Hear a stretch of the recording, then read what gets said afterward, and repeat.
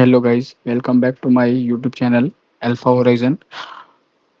Today we are going to start with the chapter number 2, Introduction to Securities Market, which contain a weightage of 4 marks for the examination point of view.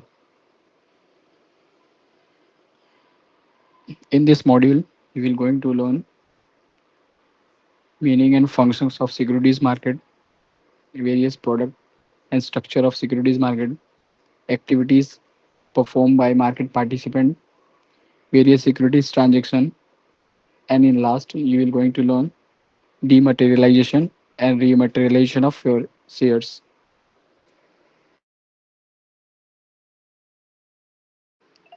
So let's begin the chapter number 2, Introduction to Securities Market. Yes, Introduction of Securities Market and Securities. अगर हम बात करें तो securities क्या होती है? ये financial instruments होते हैं like stocks, bonds, debt represent the ownership. जैसे हम किसी भी बिजनेस में अगर इन्वेस्ट करना चाहते हैं तो मार्केट में उसके इक्विटी शेयर्स अवेलेबल हैं, इक्विटी स्टॉक्स, इक्विटीज अवेलेबल हैं, तो हम उसका जो प्राइस चल रहा है वो पे करके हम उसमें ओनरशिप ले सकते हैं. और उसके उसके बियॉन्ड हम बॉन्ड्स वगैरह हैं तो हम उसमें इन्वेस्ट करके हमको एक कूपन एक rate of interest, fix rate of interest मिलता है, वो जो भी कंपनीज भी इशू करती है और गवर्नमेंट्स भी इशू करती हैं. और अब अगर हम बात करें सिक्योरिटीज मार्केट की, तो सिक्योरिटीज मार्केट एक ऐसा मार्केट है वहाँ पे मतलब ये इक्विटी शेयर्स, बॉन्ड्स, जो भी ट्रेडेबल सिक्योरिटीज हैं उनका ट्रांजेक्शन होता है. जैसे इफ आई टॉक अबाउट कि कोई भी एक मार्केट होता है, जैसे वेजिटेबल मार्केट हो गया तो वहाँ पे फ्रूट्स एंड वेजिटेबल्स की सेलिंग होती है. वैसे ही एक सिक्योरिटी मार्केट में यहाँ पे सिक्योरिटीज की डीलिंग होती है, बाइंग्स एंड सेलिंग्स होती है. यहाँ पे बायर आते हैं, सेलर आते हैं, फिर जो एक्सचेंज होता है वो उनको कंबाइन करके जिसको परचेस करना है वो परचेस करा देता है, जिसको सेल करना है वो सेल करा देता है. या और ये ग्राफ शो किया गया है एनआईएसएम बुक के द्वारा कि मतलब कैसे सिक्योरिटीज मार्केट और सिक्योरिटीज ट्रांसफरेबल होती हैं थ्रू फाइनेंशियल मार्केट. जिससे जिसको परचेस करना है वो फंड अपने ब्रोकर के थ्रू उस एक्सचेंज तक पहुंचाएगा, एक्सचेंज उसको ट्रांसफर करेगा जो सेलर होगा, सेलर के पास वो इश्यू होगा, सेलर अपना राइट्स ट्रांसफर करेगा, शेयर बेचेगा, वो फाइनेंशियल मार्केट में आएगा. फाइनेंशियल मार्केट के थ्रू ब्रोकर के पास होते हुए वो फिर मतलब जिसने बिड किया हुआ है और जो परचेज करना चाहता है उसके पास वो सिक्योरिटीज पहुंच जाएगा. और बहुत सारी जैसे मैंने इनिशियली बोला कि मतलब बहुत सारे प्रोडक्ट्स हैं अवेलेबल हैं जो सिक्योरिटीज मार्केट में ट्रांजेक्शन्स होते हैं रेगुलर बेसिस पे. उसमें से फर्स्ट ऑफ ऑल है इक्विटी शेयर्स. ये कंपनीज के द्वारा इशू किया जाता है. इसमें इन्वेस्टर्स जैसे कि हम FII, बड़े बड़े FII, DIIs, म्यूचुअल फंड होते हैं, बाहर के इन्वेस्टर्स होते हैं, फिर हम जैसे इंडिविजुअल रिटेल क्लाइंट HNIs होते हैं, वो कंपनीज के शेयर्स में इन्वेस्ट करते हैं. और हम पहले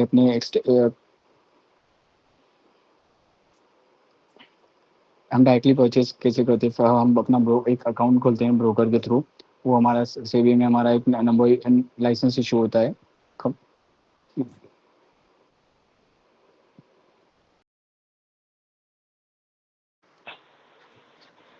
जैसे कि हमने इनिशियली डिस्कस किया, there are different types of product available in the securities market. उसमें से पहला आता है इक्विटी शेयर्स. इक्विटी शेयर्स जो होते हैं वो कंपनीज के द्वारा इशू किया जाता है.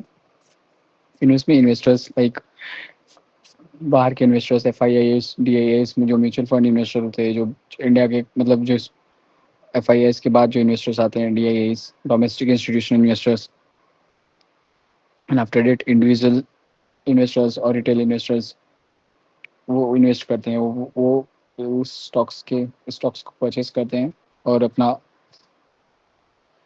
पैसा कंपनीज के पास प्रोवाइड कराते हैं. फिर इसका रेगुलेटर है, इसको सेबी रेगुलेट करता है अंडर कंपनीज एक्ट. ये इक्विटी शेयर्स ये ऐसा शेयर है वो जो वो एक फ्रैक्शनल ओनरशिप रिप्रेजेंट कराता है इन बिजनेस वेंचर। मतलब हम यहाँ पे ऐसा बोला जा रहा है कि मतलब जो इक्विटी शेयर्स जैसे लेट सपोज आपने परचेज किया, तो वो आपका एक फ्रैक्शनल ओनरशिप देता है कंपनी के अंदर। मतलब आप इक्विटी होल्डर हो तो आप मतलब बोला जाए तो आप मालिकाना हक है आपके पास वो कंपनी का। फिर वैसे ही सेकंड आता है डिबेंचर। जो डिबेंचर होता है वो कंपनीज के द्वारा इशू किया जा सकता है, गवर्नमेंट्स के द्वारा इशू हो सकता है। और कोई भी जैसे स्पेशल पर्पस है, कोई भी उस स्पेशल पर्पस से अगर कंपनी इशू करना चाहती है या गवर्नमेंट इशू करना चाहती है, उससे भी वो कर सकती है। तो इसमें जो इन्वेस्टर्स आते हैं वो इंस्टीट्यूशनल इन्वेस्टर्स रहते हैं, जैसे लाइक FIIs DIIs, तो अनलिस्टेड भी होते हैं। मतलब आप जैसे डायरेक्टली बाटी से मिल के और सब आप डायरेक्टली कनेक्ट करके आप इन्वेस्ट करना चाहते हैं तो वो भी होता है, but most of major times वो लिस्टेड हो जाते हैं। फिर इसको भी रेगुलेटर इनके भी रेगुलेटर्स हैं। इसको RBI भी रेगुलेट करता है, SEBI भी रेगुलेट करता है अंडर द कंपनीज एक्ट के द्वारा। फिर जो डिबेंचर,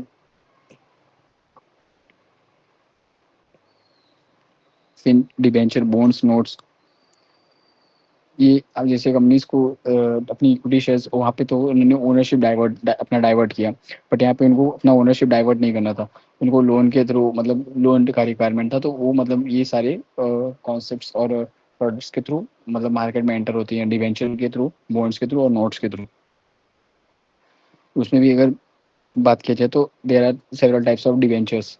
एक फुली कन्वर्टेबल डिवेंचर होता है जिस मतलब वो फिक्स रहता है कि मतलब आप इतने टाइम बाद इस प्राइस पे आपका जो डिवेंचर है, आपका ये जो अपने कंपनी को लोन दिया है, वो इक्विटी शेयर्स में आप रिप्रेजेंट मतलब कन्वर्ट करा लोगे। And the second thing is कि इसमें सेकेंड टाइप्स का एक डिवेंचर होता है, वो पार्शियली कन्वर्टेबल डिवेंचर होता है। इसमें क्या होता है कि मतलब आपको अपनी राइट्स देगी, मतलब आप इसमें से मतलब कंपनी राइट्स दी रहती है कि आप कुछ सर्टन अमाउंट ऑफ शेयर्स आप इसको ऑर्डिनरी शेयर्स में रिप्रेजेंट मतलब कन्वर्ट करा सकते हैं। और एक फिर आता है last one, non convertible debentures. वो मतलब जैसे आपने कंपनी ने जो डिबेंचर इशू किया है, तो डिबेंचर मतलब उसका आपका पे रिपेमेंट होगा, लोन का रिपेमेंट होगा आपको। इसमें कोई इक्विटी शेयर्स और इक्विटी शेयर्स का कॉन्सेप्ट नहीं आता।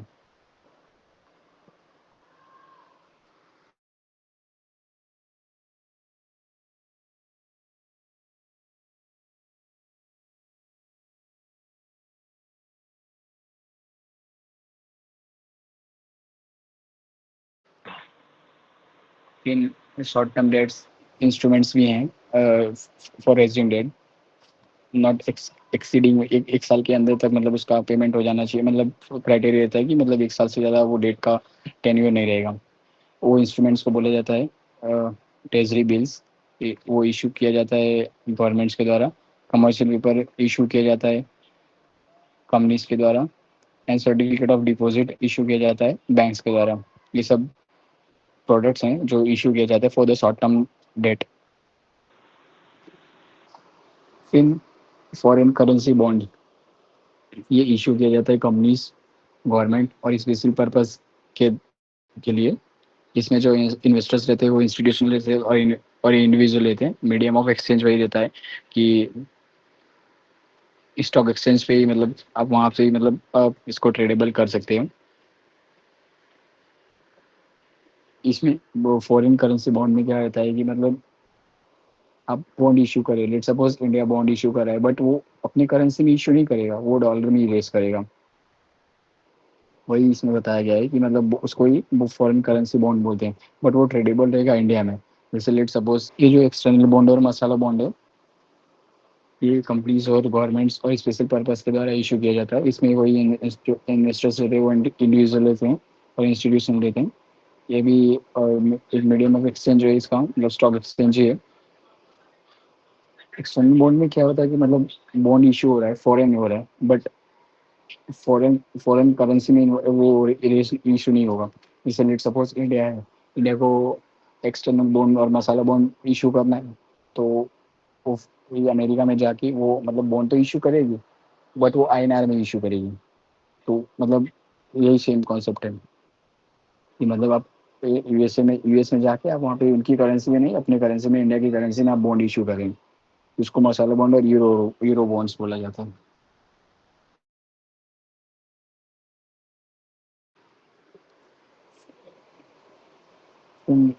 लास्ट है अपना warrant and convertible warrants.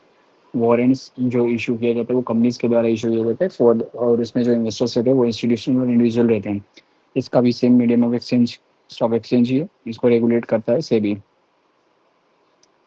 Warrant देखा जाए तो एक ऑप्शन है जो इन्वेस्टर्स को एक राइट दिया जाता है,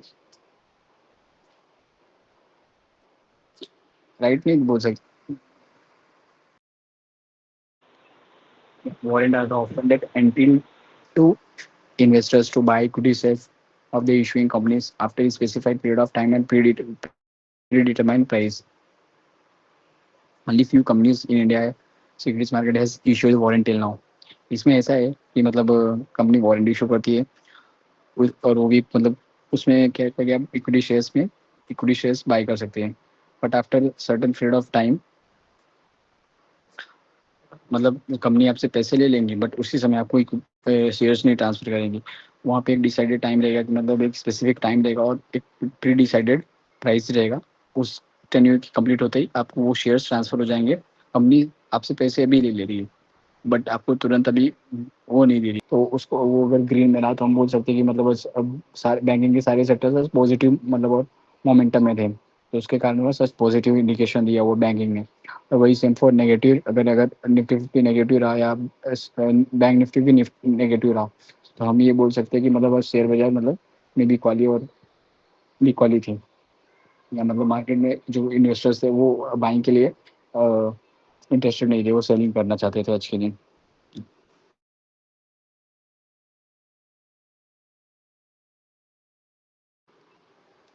और ये कुछ इंडेक्सेस है जो मतलब इंडिया की है, जैसे उसमें निफ्टी फिफ्टी है, निफ्टी हंड्रेड, निफ्टी 500 है।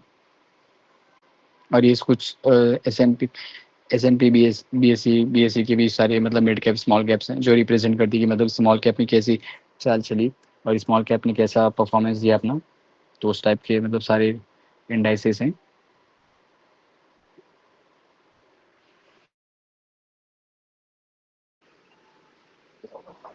अगर हम बात करें तो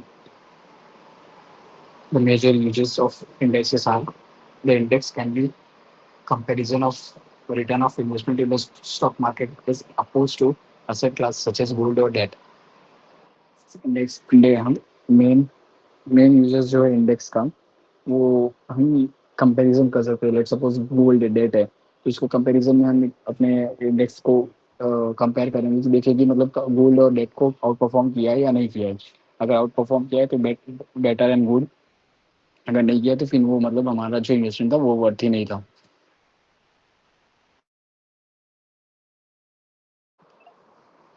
In for the comparison of performance of active equity fund portfolio, stock market index can be benchmark। और जैसे फंड मैनेजर्स होते हैं, इक्विटी इन्वेस्टर्स होते हैं, वो मतलब अपने आप को एक बेंचमार्क से मतलब इंडिकेट करते हैं कि मतलब निफ्टी फिफ्टी को हम आउट परफॉर्म करेंगे। मतलब उन्होंने एक इंडेक्स को अपने बेंचमार्क्स में रखा हुआ है कि मतलब हम मेरे को इसको आउट परफॉर्म करना है। Yes, and the performance of economy or any sector of economy in a country is indicated by the index। और जो एक कंट्री की इकोनॉमी कैसे परफॉर्म कर रही है और सेक्टर कैसा चल रहा है उस इकोनॉमी का, वो इंडिकेट होता है उस इंडेक्स से। निफ्टी फिफ्टी में अगर हम देखा जाए तो there are certain certain sector index, जैसे बैंकिंग का हो गया, रियल्टी का हो गया, हेल्थ का हो गया, फार्मा का हो गया, मतलब ऐसे ऐसे सारे मतलब बहुत सारे इंडेक्सेस निफ्टी फिफ्टी ने रिप्रेजेंट किया है। बट उसमें से जो मेजर ट्रेडेबल है वो निफ्टी फिफ्टी ही होता है। फिर हम इंडेक्स से हमको ये रियल टाइम मार्केट सेंटीमेंट्स पता चल जाएगी मतलब क्या चल रहा है, कैसे मतलब क्या दिख रहा है इंडिया में। अगर लेट सपोज अगर लास्ट मंथ से बाइंग मतलब ग्रीन ग्रीन में पॉजिटिव हो रहा है, मतलब निफ्टी बढ़े ही बढ़ी आ रहा है, तो मतलब बढ़ता चला जा रहा है, तो मतलब हम एक ऐसा इंडिकेशन लगा देंगे और मतलब जो इन्वेस्टर्स हैं वो ये मानते हैं कि मतलब इंडिया में भी ग्रोथ है, मतलब ग्रोथ स्टोरी है, तो राइट नाउ तो इससे opportunity to invest in India. और जो इंडेक्सेस है वो एक as an underline for index fund, index future और ऑप्शन। फिर mutual fund units issued by mutual fund, इसमें इंस्टीट्यूशनल भी इन्वेस्ट कर सकते हैं और इंडिविजुअल, बट मोस्ट ऑफ इसमें इंडिविजुअल का स्टेक ज़्यादा रहता है। ये भी सेम इनका स्टॉक एक्सचेंज से ही मतलब ट्रांजेक्शन और मीडियम वेब एक्सचेंज है। फिर इसको रेगुलेटर जो है इसका सेबी है। म्यूचुअल फंड में ऐसा होता है कि जैसे let suppose small chunks of investor हैं, जैसे आप थाउजेंड्स ऑफ इन्वेस्टर है, उनके पास मतलब सब बिग अमाउंट नहीं है, उनके पास वो 100 100 रुपीज़ अपना सेव करके लाए, 1000 अपना 100 100 रुपये लेके आ रहे 1000 लोग। तो एक म्यूचुअल फंड एसोसिएटेड बॉडी रहेगा उसका, मतलब पूरा एक इन फ्यूचर में आप बना दूंगा, मतलब म्यूचुअल फंड का कैसे क्या काम होता है, कैसे वो वर्क करता है, पूरा मतलब फ्रेमवर्क। तो एक वहाँ पे मतलब एक फंड मैनेजर रहेगा, तो जो 100 100 रुपये मतलब 1000 लोग लेके आए हैं, तो उसको वो पैसा एक मतलब सी डी मतलब कॉर्पोरेट ट्रस्टी के पास जाता है, तो उसको बेटर यूटिलाइजेशन करता है, मतलब वो उनके बिहाफ में उनके पैसे के उनका जो पैसा उन्होंने मतलब जो इंडिविजुअल इन्वेस्टर्स ने दिया हुआ है और ट्रस्टी को, वो जो फंड मैनेजर रहेगा वो उनको मतलब अपॉर्चुनिटी फंड और जो मतलब जो शेयर्स अच्छे परफॉर्म होने वाले हैं, मतलब इथे और उसके खुद के एनालिसिस से रिस्क एडजस्टमेंट से वो इन्वेस्ट करता है। इसमें भी certain types of mutual fund होते हैं।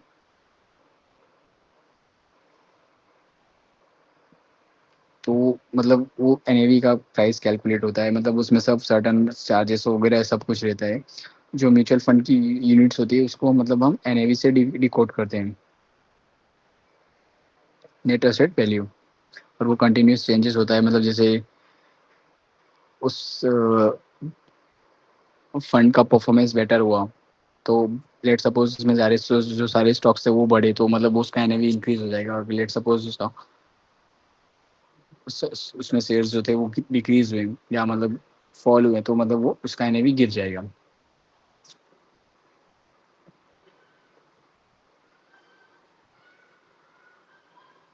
फिर the second one is ETF, exchange traded fund. ये भी मतलब म्यूचुअल फंड से ही इशू किया जाता है, इसमें भी इंस्टीट्यूशनल और इंडिविजुअली इन्वेस्टर्स रहते हैं। फिर इसमें मीडियम ऑफ एक्सचेंज होता है, डायरेक्ट म्यूचुअल फंड से भी हो सकता है, स्टॉक एक्सचेंज से मतलब आप ले सकते हैं। इसका भी रेगुलेटर से भी होता है। देखो, म्यूचुअल फंड और म्यूचुअल ईटीएफ में सिर्फ डिफरेंस इतना है कि मतलब म्यूचुअल फंड का जो मतलब म्यूचुअल फंड है वो आप मतलब पैसे ले रहे हो, पैसे आपके से जा रहे हैं और वो इन्वेस्ट कर रहे हैं। बट जैसे लेट सपोज कोई भी म्यूचुअल फंड बन गया, उसका एनएवी मार्केट में ट्रेडेबल है, तो आप एक ईटीएफ के द्वारा आप जाके उसमें मतलब इन्वेस्ट कर सकते हैं, मतलब वो मार्केट पार्टिसिपेंट है, मतलब वो रेगुलरली जैसे स्टॉक्स स्टॉक्स होते हैं, उसी सेम वैसे ही वो ईटीएफ ट्रेड हो रहा है, वो पर्टिकुलर म्यूचुअल फंड के मतलब म्यूचुअल फंड का ही ईटीएफ होता है, और वो बाजार में लिस्टेड है और उसको हम ट्रेड कर सकते हैं। बट म्यूचुअल फंड के केस में ऐसा नहीं है, हमको एसआईपी लगानी पड़ेगी और मतलब वो सब है आप well non.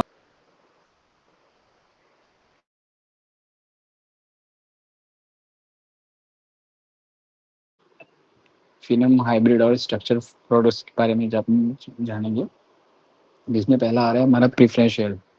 Preference share which is a kind of equity share which has a preference over common ordinary equity shares time of dividend at the time of payment of capital at the winding up of the company. Preference share do not carry voting rights or right over the residual assets of the company in case of winding up. Preference share और equity share में सिर्फ इतना सा ही फर्क है कि ordinary share type of shares होते हैं, उसमें मतलब आपको वोटिंग शेयर्स नहीं दी जाती है, मतलब आपको वोटिंग कंपनी में जैसे कोई भी एजीएम वगैरह हो रहा है, तो मतलब नॉर्मल इक्विटी शेयर्स को कह रहे थे कि मतलब इनवाइट किया जाता है कि हम आप आइए और मतलब हमारा ये पर्पज़ है और आप प्रस्ताव है, आप इसको अलॉट कीजिए और इन्फॉर्मेशन पूरा कर देते हैं, प्रोवाइड कराते हैं, और इस बेसिस पे मतलब कंपनी ये डिसीजन है उस हिसाब से मतलब वोटिंग कराती है।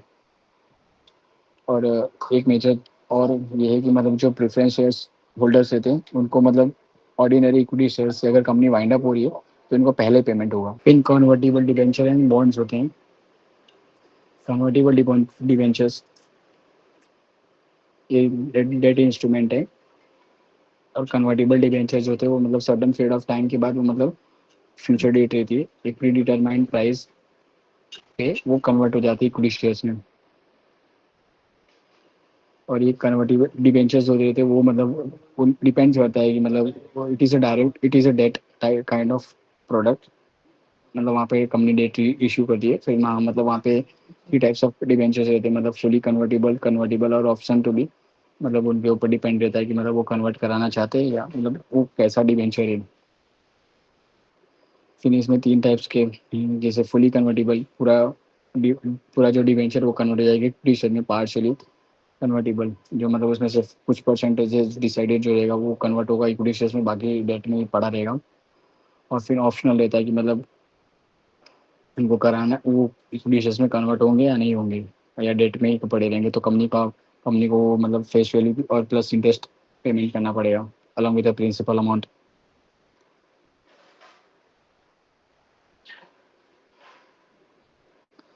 और ये कुछ गाइडलाइंस हैं जो रहते हैं डिबेंचर में।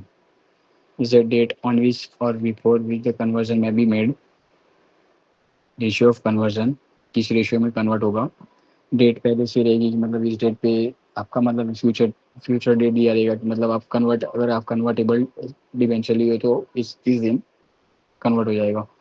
फिर प्राइस दिया रहेगा कि मतलब किस प्राइस पे हम आपको अलॉट करेंगे इक्विटी शेयर्स, डिस्काउंट पे देंगे कि मार्केट प्राइस पे देंगे वो सब। फिर अगर पार्शियली कन्वर्टेबल डिबेंचर है तो मतलब क्या प्रोपोर्शन से कन्वर्ट होगा, किस रेशियो में हम आपको देंगे और कितना रेशियो हम मतलब डेट में ही होल्ड ऑन रहेगा। ये सब मतलब पूरा उसमें लिखा रहना चाहिए, मतलब जो डिबेंचर का नोट रहेगा या पेपर रहेगा, debenture note.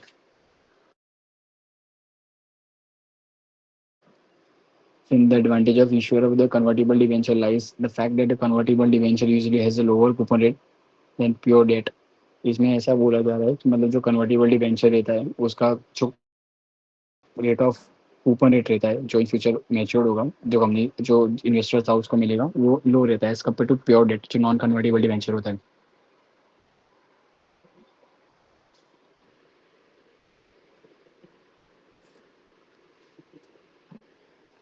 In Indian depository receipt and global depository receipt ADR GDR and American depository receipt. जैसे लेट सपोज अगर मैं एग्जांपल के तौर पे आपको समझाने की कोशिश करूँ तो जैसे लेट सपोज एनवीडिया है, उसको लेट सपोज मनी रेस करना है, उसको यूएस से नहीं रेस करना, उसको इंडियन मार्केट में एंटर मारना है। तो वो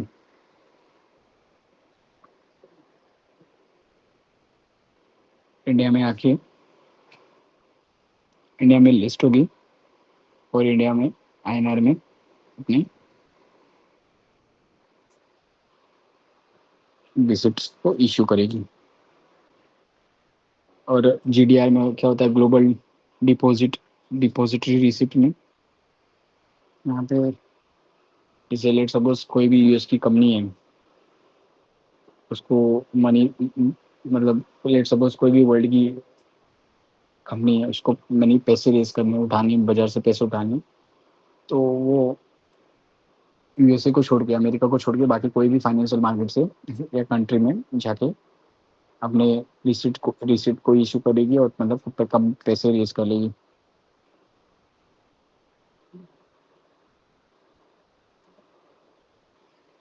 एंड इन सेम अगर टॉक बात करूँ तो पीडीआर में American depository receipt which allows non US companies to trade on US market exchange. इसमें ऐसा है कि मतलब जैसे लेट सपोज कोई भी यूएस की कोई कंपनी नहीं है बट वो यूएस मार्केट पे एक्सचेंज पे लिस्ट होना चाहती है और ट्रेड होना चाहती है, तो उसको एडीआर बोलेंगे, अमेरिकन डिपॉजिटरी रिसिप्ट। एडीआर में अगर हम देखा जाए जो लिस्टेड है इंडिया की कंपनी विप्रो हो गई, आईसीसीआई बैंक हो गई, एचडीएफसी बैंक